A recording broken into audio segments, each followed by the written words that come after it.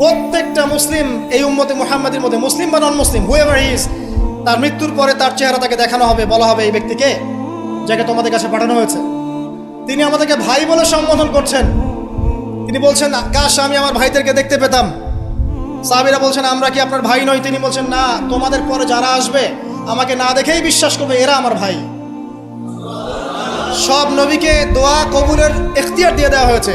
সব নবী দোয়া দুনিয়ায় করে ফেলেছেন। আমাদের নবীজি এত কষ্ট করার পরেও দুনিয়াতে দোয়া করেন নাই। তিনি পরকালে দোয়াটা জমা রেখেছেন, সেটা শাফাআত, আমাদের সবার জন্য শাফাআত করবেন তিনি। ইনশাআল্লাহ এই শাফাআতে সমস্ত কবিরা গুনাহগার ব্যক্তি জান্নাতে যাবে। আমাকে বলেন, সব নবী যখন ইয়া নাফসি করবে, স্বয়ং নবীরা পর্যন্ত, এই নবীর মধ্যে আদম আছেন, নূহ আছেন, মূসা ঈসার মতো নবী আছেন আলাইহিস সালাম, ইব্রাহিম আলাইহিস সালামও আছেন, আবুল আম্বিয়া ওয়াল মুরসালিন। তখন তিনি বলবেন, ইয়া উম্মতি ইয়া উম্মতি। এখন আমাকে বলেন, তার স্বার্থ কোথায়?